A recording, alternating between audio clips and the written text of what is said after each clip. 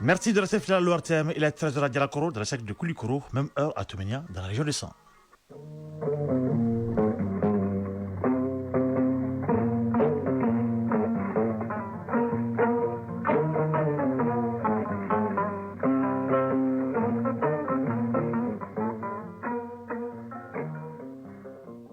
Le journal Isaac Tilou.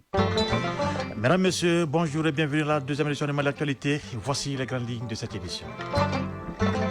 Session extraordinaire d'août du Conseil national de transition. Lors du jour de la séance plénière de ce jeudi, plusieurs projets de textes intéressants à la vie de la nation, parmi lesquels le projet de loi portant charte nationale pour l'appel à la Constitution nationale. Radio Matina nous en dira plus. Le premier forum des ministères en charge de l'action humanitaire des pays de la Confédération des États du Sahel s'est ouvert ce jeudi après-midi au CICB. Pendant 3 jours, les représentants du Burkina Faso, du Mali et du Niger, ainsi que du système des Nations Unies, de la Mauritanie, du Togo et du Tchad, vont échanger sur la situation humanitaire au Sahel, partager les expériences et réfléchir aux approches innovantes de mobilisation des ressources pour financer les actions humanitaires. Dans un dossier de la rédaction, Smao Haidara s'intéresse à 2 hommes, maillons essentiels de la chaîne des urgences. Ils aident le patient à monter dans le véhicule, l'installer et en toute sécurité et chargent ses éventuelles affaires personnelles ou équipements spécifiques. Il s'agit de Mamadou Ouattara et Nyama Koulibaly qui partagent la même mission à suivre dans ce journal. Du sport, il lancera la question de cette édition. Nous parlerons du championnat national de handball qui joue ses finales demain. Le championnat d'Afrique des Nations de football, il lancera la question. Et bien évidemment, de la deuxième sortie de l'ISFAS aujourd'hui au tournoi UFOA féminin au Sénégal. Corrige du développement, c'est en fin de journal. Soumaïla Berthe nous parlera de l'apport de la diaspora malienne à l'économie nationale. Un forum international à Bamako a permis de plancher sur cette problématique et a fait donc des recommandations. Voilà pour les titres. Une fois de plus, bienvenue. Tout d'abord, le Premier ministre de l'administration et ministre de l'administration territoriale et de la décentralisation, le général de division Abdoulaye Maïga, a regagné ce vendredi 8 août 2025 Bamako en provenance d'Awaza au Turkménistan. Dans ce pays d'Asie centrale, le chef du gouvernement a pris part au nom du président de la transition et de la Confédération des États du Sahel, l'AES, à la 3e conférence des Nations Unies sur les pays en développement sans littoral sur le thème « Favoriser le progrès par le biais des partenariats ». En marge de la rencontre, il a été reçu en audience par le président turkménistan Sedar Berdimuhamedov. Avant, à Awaza, le général de division Abdoulaye Maïga avait pris part à Osaka au Japon au nom du chef de l'État à l'Expo universelle Osaka 2025 à travers la journée nationale du Mali. Ceci dit, session extraordinaire d'août des membres du Conseil national de transition. À l'ordre du jour de la séance plénière de ce jeudi, plusieurs projets de textes intéressants, la vie de la nation, parmi lesquels le projet de loi portant charte nationale pour la paix et la réconciliation nationale. Ce document, qui se veut désormais comme un outil de référence, voire une boussole pour guider notre pays vers un développement harmonieux, a été examiné et adopté à l'unanimité par les membres du CNT présents à la session avec 124 voix pour, 0 contre et 0 abstention. Point avec Radio Matina. Adopté en Conseil des ministres, le projet de la Charte nationale pour la paix et la réconciliation nationale, remis solennellement tout récemment au président de la transition chef de l'État, à l'issue de plusieurs mois de consultation de l'ensemble des forces vives de la nation, vient d'être examiné par l'organe législatif lors de sa session extraordinaire d'août 2025. Considéré comme un document de référence, la charte se veut un guide d'orientation politique, une sorte de contrat social qui pose des principes, des valeurs ou des engagements pour la paix et la réconciliation nationale. Le projet de loi portant charte nationale pour la paix et la réconciliation nationale comporte un préambule, 16 titres, 39 chapitres et 106 articles. Ainsi, sous réserve de l'acceptation des amendements et recommandations formulées par la Commission de l'administration territoriale de la décentralisation du culte et de la réconciliation nationale, les différentes commissions du CNT ont émis un avis favorable pour l'adoption du dit projet, voté à l'unanimité des membres du Conseil national de transition présents à la session avec 124 voix pour, 0 contre et 0 abstention. Général de corps d'armée Ismaël Ouagé, ministre de la Réconciliation nationale, de la paix et de la cohésion sociale. Je suis extrêmement content et fier de dire qu'aujourd'hui, la charte pour la paix et la réconciliation au Mali est une réalité. Dans l'histoire du Mali, c'est la deuxième fois qu'on a une charte. Vous vous souviendrez qu'en 1235, il y a eu la charte de Kourouga-Fouga, qui est considérée comme l'une des premières constitutions du monde. Ça veut dire tout simplement que le Mali a été toujours à l'avant-garde de la civilisation, de la modernité, du vivre ensemble et des droits de l'homme. Et sans réconciliation, il n'y a pas de paix. Et c'est la paix qui ouvre les conditions de développement et de tout ce qui va avec. Voilà pourquoi cette charte, aujourd'hui qui a été abortée, va vraiment nous aider à atteindre nos objectifs de façon globale au bénéfice des Maliens. Dr Youssouf Z Koulibaly, président de la commission de l'administration territoriale, de la décentralisation du culte et de la réconciliation nationale du CNT. Tous les Maliens ont donné leur quitus aujourd'hui à ce texte, au gouvernement, pour son application future. Donc je ne peux que féliciter le ministre de la Réconciliation nationale pour ce travail immense. La procédure législative a été respectée. Dans son préambule, la charte se fonde en premier lieu sur la Constitution du 22 juillet 2023. Dans cette optique, elle s'approprie les principes et les règles édictées dans la dite Constitution, notamment en matière de souveraineté, d'unité nationale, de paix et de cohésion nationale. Après le quitus du Conseil national de transition, la charte, une fois promulguée par le chef de l'État, sera désormais l'instrument de référence pour toutes les initiatives, actions et activités qui concourent à la paix, à la sécurité, à la réconciliation nationale, à la cohésion sociale et au vivre ensemble. Parlons d'action humanitaire, politique humanitaire et mécanismes de financement de l'action humanitaire dans l'espace OAS. Enjeux, défis et perspectives, c'est le thème du premier forum des ministères en charge de l'action humanitaire des pays de la Confédération des États du Sahel qui s'est ouvert ce jeudi après-midi au CICB. Pendant 3 jours, les représentants du Burkina Faso, du Mali, du Niger, ainsi que du système des Nations Unies, de la Mauritanie, du Togo et du Tchad vont échanger sur la situation humanitaire au Sahel, partager des expériences et réfléchir aux approches innovantes de mobilisation des ressources pour financer les actions humanitaires. La cérémonie était présidée par le ministre de la Justice et des droits de l'homme, garde des Sceaux, qui représentait le Premier ministre. Et il s'agit de Mamoudou Kassogué, et donc il a appelé les pays de l'AES à compter sur eux-mêmes, les partenaires techniques et financiers à mettre en place des financements flexibles tout en respectant les choix souverains des pays de la Confédération AES. Des propos recueillis par Sierra Konaté. Je tiens à saluer ici l'hospitalité des peuples de l'AES qui font preuve de solidarité en accueillant avec générosité et dignité leurs frères et sœurs déplacés et réfugiés, partageant souvent avec eux leurs ressources déjà limitées. Je remercie enfin les partenaires engagés avec le Burkina Faso, le Mali et le Niger qui ont permis de maintenir nos pays parmi les priorités de la communauté internationale. Vos contributions ont permis de sauver des vies, de restaurer la dignité et de donner de l'espoir à des milliers d'hommes, de femmes et d'enfants. Cependant, des financements plus flexibles, prévisibles et durables sont indispensables pour rompre le cycle de la vulnérabilité et bâtir la résilience des populations. C'est pourquoi je lance un appel solennel aux partenaires techniques et financiers, bilatéraux, multilatéraux et privés, afin de mobiliser davantage de ressources à travers des mécanismes endogènes. Adapter les mécanismes de financement à nos réalités et à la complexité de la situation humanitaire dans l'espace AES. Enfin, soutenir les populations par des solutions durables portées par nos pays avec et pour nos populations. Par ailleurs, si le Burkina Faso, le Mali et le Niger ont librement choisi de s'unir dans le cadre d'une alliance stratégique et solidaire, ce choix est tourné vers la stabilité, la sécurité et la prospérité de nos populations. Nous demandons ainsi aux partenaires techniques et financiers de respecter ces choix souverains, de ne pas isoler l'AES et de soutenir nos efforts humanitaires dans une logique de neutralité, d'humanité, de souveraineté et de solidarité. Nous voulons construire avec vous des relations de partenariat sincères, ancrées dans des objectifs de réponse humanitaire efficaces. 2 mots de l'actualité hors de nos frontières. Au Sénégal, le Premier ministre Ousmane Sonko est en visite officielle de 5 jours à l'invitation du président turc Recep Tayyip Erdogan. 4 accords bilatéraux dans les domaines de l'enseignement supérieur, de l'audiovisuel et de la coopération financière et militaire ont été signés. Cette visite est l'occasion d'approfondir les échanges turco-sénégalais. La Guinée-Bissau a un nouveau Premier ministre à moins de 4 mois des élections générales. Brahma Kamara, l'ancien rival du président Ambalo, est le nouveau Premier ministre.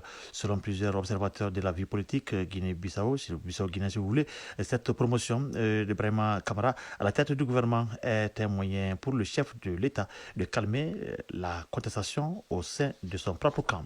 Et puis à RDC, le président Félix Tshisekedi a mis fin au suspense en dévoilant dans la nuit nuit du 7 au 8 août la composition du nouveau gouvernement dirigé par le Premier ministre Judith Suminwa. Cette nouvelle équipe compte 53 membres, soit le même nombre que dans le précédent. Aucune figure majeure de la société civile ni de l'opposition radicale ne figure dans cette nouvelle équipe gouvernementale remaniée. En revanche, il inclut 2 opposants modérés, dont Adolfo Muzito, ancien Premier ministre sous Joseph Kabila, nommé comme vice-président, si vous voulez, vice-premier ministre, j'ai dit, en charge du budget. Radio Mali à Ségou et environ 96,8 MHz en FM. Le programme national d'éducation à valeurs sont connus. Ses objectifs et axes d'action sont au centre d'une session de vulgarisation dans la région de Ségou. Cette session est organisée par le ministère de la Refondation de l'État qui se tient donc ce jeudi au gouvernement donc avec l'ensemble des forces vives de la 4e région. La rencontre devra permettre aux participants de s'approprier le document pour sa bonne mise en œuvre. Reportage Honoré Kienou et Bakary Traoré. Avec les forces vives de la région de Ségou, le ministère de la Refondation de l'État vulgarise le contenu du programme national d'éducation aux valeurs, un document qui devra renforcer les capacités techniques des participants à cette session. Ici, les notions d'éducation aux valeurs sont largement partagées. Souri Ousmane Koïta, conseiller technique au ministère de la Refondation de l'État. Ce programme qui parle du constat de la décrispation et également du constat de la malgouvernance et de la maléducation au sein de la société. Et c'est partant de ce constat que le président de la transition a instruit au ministère de la Refondation de l'État de préparer ce programme d'éducation aux valeurs pour prendre en charge l'ensemble des maux que nous vivons et afin de les corriger. Des communications relatives au programme national d'éducation aux valeurs, des échanges d'idées sont les points saillants de cette session. Boureba Ongouiba, directeur du cabinet du gouverneur de Ségou. L'insécurité grandissante dans les villes et campagnes, l'insolence des jeunes, la délinquance juvénile et les déviances de tout acabit sont des résultats tangibles d'une société en perte de valeur. La session a servi de cadre aux participants d'appréhender des valeurs positives et mieux maîtriser les cadres institutionnels de mise en œuvre du programme national d'éducation aux valeurs. Ségou, Honoré Tchéné Bakary Traoré pour l'ORTM. Place à notre dossier de la rédaction. Recrutés d'abord comme chauffeurs. Ils sont ensuite formés au secourisme pour devenir ambulanciers. Une formation qui transforme leur quotidien et fait d'eux des maillons essentiels de la chaîne des urgences. Ils aident le patient à monter dans le véhicule, l'installent en toute sécurité et chargent ses éventuelles affaires personnelles ou équipements spécifiques. À Bamako, Mamoudou Ouattara et Nyama Koulibaly partagent la même mission, transporter les patients en situation critique entre centres de santé et hôpitaux. Leur priorité, arriver à temps, malgré les embouteillages, le stress et la fatigue. Quelles sont leurs conditions de travail? Comment vivent-ils cette responsabilité de chaque instant? Eh bien, le quotidien de ces héros discret avec notre reporter Smao Haidara. Ok, nous on a besoin de l'ambulance au niveau de la Sokokal. Ok, c'est compris, on sera là dans peu de temps, Charles. Un appel, une vie à sauver, une course.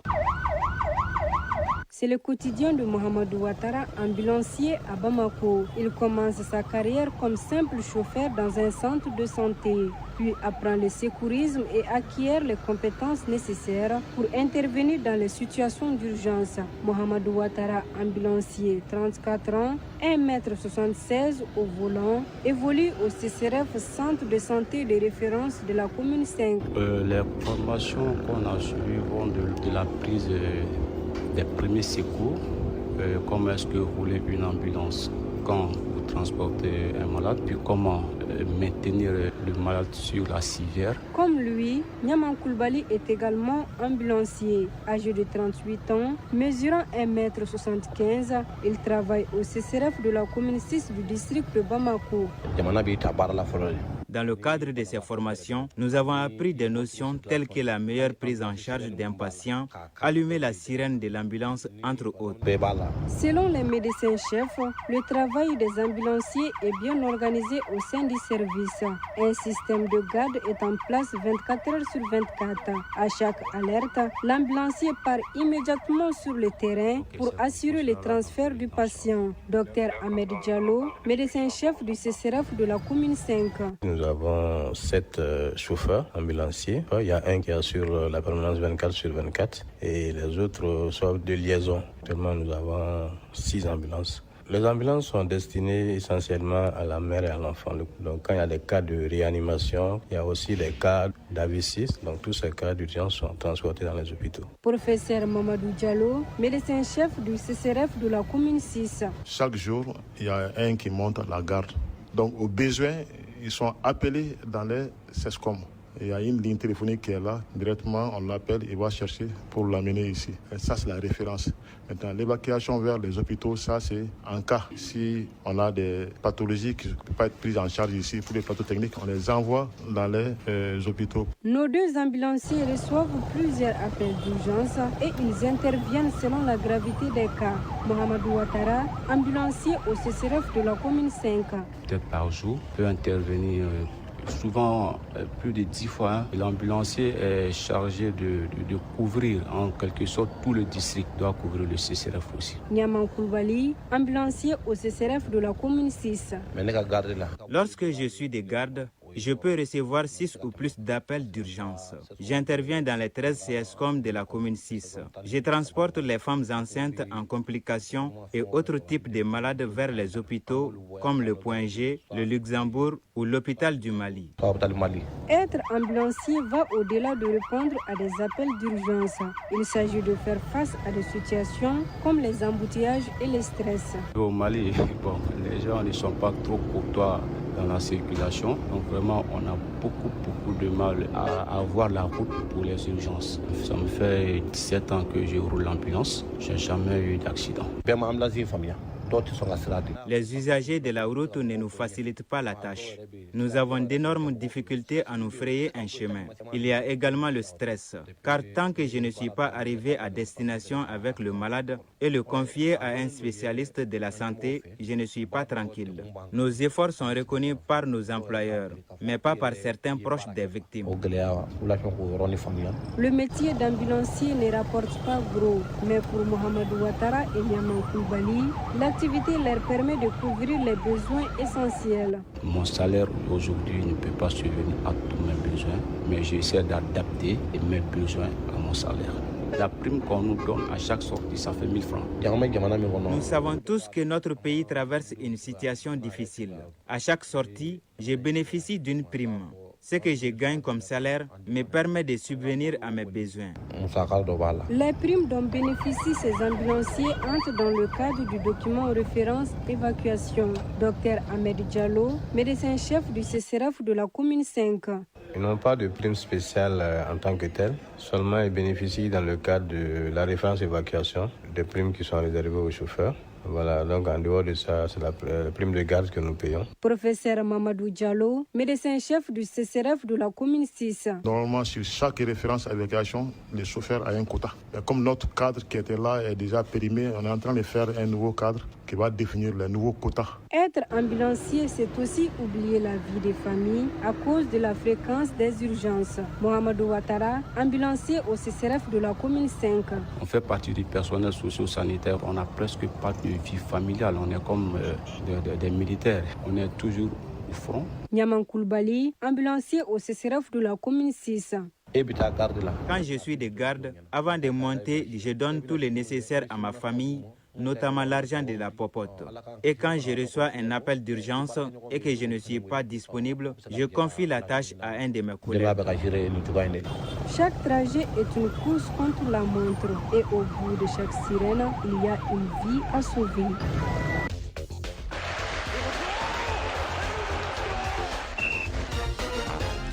Sport, handball. Les finalistes du championnat national sont désormais connus.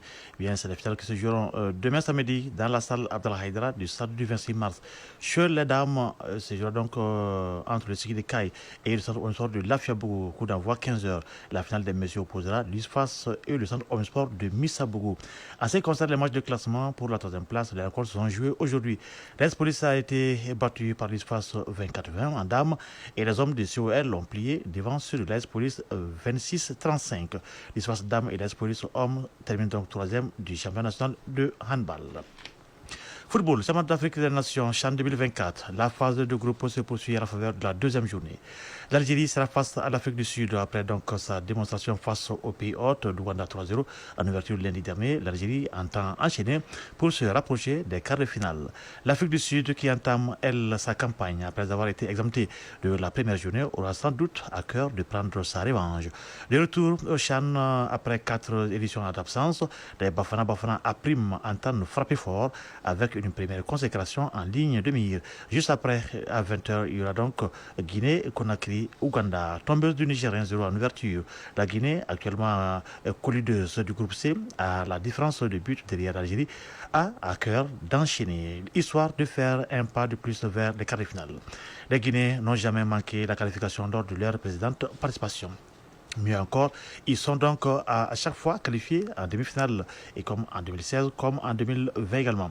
Et terminant 4e en 2016, puis 3e au terme de l'édition suivante.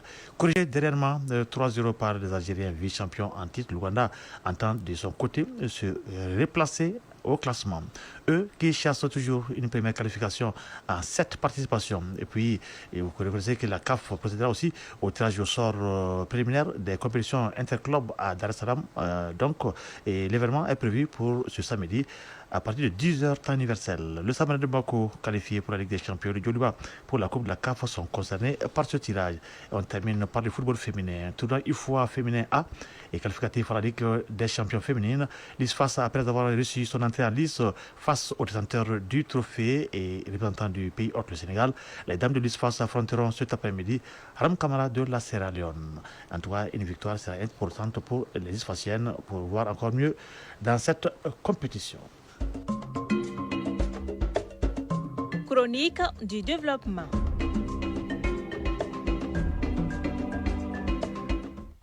En l'espace de 10 ans, l'apport de la diaspora malienne à l'économie nationale est passé d'environ 300 milliards de francs CFA à 800 milliards de francs CFA. Mais seulement voilà, une bonne partie des transactions financières effectuées par nos compatriotes établis à l'extérieur vers d'autres pays est destinée aux charges sociales des familles. Le Forum international de la diaspora de Bamako a planché sur cette problématique et a fait des recommandations pour inverser la tendance. La chronique de développement du jour nous en parle et c'est signé Soin Liberté et Marc Damélé. Transformer l'apport de la diaspora malienne en fonds d'investissement, les recommandations prioritaires du Forum international de la diaspora de Bamako concourent à l'atteinte de cet objectif. Depuis une dizaine d'années, les transferts de fonds de la diaspora en direction du pays vont croissant. Des informations tirées du circuit bancaire qui ne prennent pas en compte l'argent transféré par des canaux informels. Les précisions avec Mahamadou Kamara, le secrétaire exécutif du Haut Conseil des Maliens de l'extérieur. Nous sommes autour de 800 milliards. Bon, mais ça, c'est pas le circuit bancaire. Chaque année, au niveau de la BCAO, des informations sur lui et moi, les banques, parce que les transferts qui suivent la voie régulière passent tout forcément par les banques, les circuits bancaires. Et c'est de cela qu'il ressort qu'on est autour de 800 milliards par an en transfert. Et je vous rappelle qu'on est parti d'environ 300 milliards dans les années 2012. Donc il y a une dizaine d'années, on était autour de 300 milliards, 360 milliards. Il faut tenir compte également d'autres formes de transferts, parce que tout ne se passe pas par le circuit bancaire. La plupart des transferts se font par Bagadadi, le grand marché. On sait, il y a des officiers qui sont là. On donne un coup de fil à quelqu'un. On dit, bon, je t'envoie un tel qui récupère 100 000 ou 200 000 francs. Bon, ça passe pas par le circuit bancaire. De l'autre côté également, l'argent est remis à quelqu'un. Il y a des transactions comme ça qui se font. Sans compter lors des voyages également. L'argent qu'on donne aux gens, si tu vas remettre ça à ma mère, remettre ça à mon père, remettre ça à mon frère, remettre ça à mon ami. Alors tout ça également, ça va. Donc c'est pourquoi nous pensons l'un dans l'autre que on ne peut pas avoir moins de 1500 milliards de transferts par an en direction du Mali. Une autre problématique, et non des moindres, était au cœur des travaux du Forum international de la diaspora de Bamako. C'est celle concernant l'attitude des descendants des premières générations d'expatriés. Si ces derniers ne sont pas suffisamment préparés, la chaîne de solidarité, disons l'amour envers la patrie, risque d'être fracturée. Si les premiers qui sont partis, les parents, avaient tous leurs objectifs tournés vers le Mali, ce n'est pas nécessairement le cas des enfants, des petits-enfants, qui sont souvent des binationaux. Alors donc, si on prend garde, tous les transferts de fonds en direction du Mali, on risque d'en pâtir à un certain moment, parce qu'on n'a pas su entretenir la relation parents-enfants et petits-enfants au niveau de l'extérieur. Donc la plupart des enfants ou des petits-enfants qui sont des binationaux se sentent également résistants de leur pays d'origine. On récupérait 100% des Maliens établis à l'extérieur au départ, Mais maintenant, peut-être on est à 50% qu'on est en train de recruter parce qu'on n'arrive pas à entretenir correctement les enfants et les petits-enfants. Alors c'est un phénomène très très important. Si on veut continuer à faire de la migration un atout pour le développement du Mali, il faut se pencher très sérieusement sur ce problème. Et je pense que le fait de transformer la diaspora même en entité administrative va permettre davantage, parce qu'en ce moment, les Maliens établis à l'extérieur seront directement responsables de la gestion administrative de nos compatriotes à l'extérieur, de régler ce type de questions. Si les recommandations du Forum international de la diaspora de Bamako sont mises en œuvre telles que souhaitées, rien ne devrait être comme avant. Conviction des responsables des Maliens établis à l'extérieur qui comptent sur l'accompagnement des autorités pour avoir des garanties. Mahamadou Kamara. Les Maliens établis à l'extérieur ne sont pas rassurés. C'est-à-dire que vous êtes à l'extérieur, vous envoyez de l'argent au Mali, vous n'êtes pas sûr de venir retrouver votre argent. Vous donnez de l'argent à quelqu'un pour investir, vous n'êtes pas certain qu'il va investir dans ce que vous avez demandé. Alors si vous achetez un terrain, vous n'êtes pas sûr que le terrain est votre terrain. Alors vous voyez, c'est très compliqué. Alors c'est tout ça qu'il faut lever comme barrière. Tant qu'on ne lève pas ça, ça va être très très difficile. Alors donc, évidemment, on a soulevé l'autre question. C'est peut-être dû au fait que au niveau du Mali ici, tant au niveau des hommes politiques, des fonctionnaires, que souvent même dans le cercle de famille, on considère les Maliens établis à l'extérieur comme la vache qu'il faut traire, au lieu de nous considérer plutôt comme le cheval qui tire la charrue. Alors cette vision aussi doit changer. C'est-à-dire si les autres profitent de la diaspora, c'est parce qu'ils s'organisent mieux que nous. Sinon on est beaucoup plus fort que les autres. Et le Malien est très patriote, il aime son pays. On sait qu'au Mali, le problème, c'est pas les textes, ce sont les hommes. Et c'est pourquoi en même temps, nous nourrissons beaucoup d'espoir par rapport à cette transition, notamment aux engagements du chef d'État lui-même, du général Assimi Goïta, pour qu'on lève ces barrières-là. En clair, le Mali doit mieux profiter de sa diaspora. Et nul doute que le Forum international de la diaspora de Bamako aura balisé la voie vers l'atteinte de cet objectif. Et pour ce faire, il revient à chaque partie prenante de jouer pleinement sa partition. Voilà, ainsi prend fin ce journal pendant que les traiteurs passaient de 26 minutes à Nonsombo dans le cercle de Kouloukani et à Badogo dans le cercle de Yamfoulila. Un journal qui a été présenté par Isaac Tchenou avec la complicité technique de Bintou Traoré. Mise en ligne, Badji Touré, réalisation Lala Dambélé et Hawa Traoré. Merci à Brahma Traoré pour la réussite de cette édition. Le prochain rendez-vous avec l'actualité sur nos antennes, c'est pour 19h30. D'ici là, le programme se poursuit. Tout à l'heure, les informations sur le temps, suivi de la lecture des avis et communiqués avec Kani Keta. Pour ma part, je vous souhaite de passer un excellent moment en compagnie de Radio Mali. Au revoir.